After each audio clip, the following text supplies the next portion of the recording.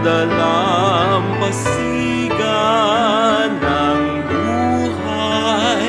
Antayin kami, Inay, at kami pagkal sa paglalayag sa lawak ng dagat at sa aming pagdating sa baybayin.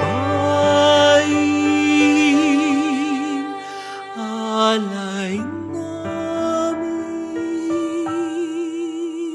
si Jesus ninyong anak, nakasama namin sa buong magdamag. Si Jesus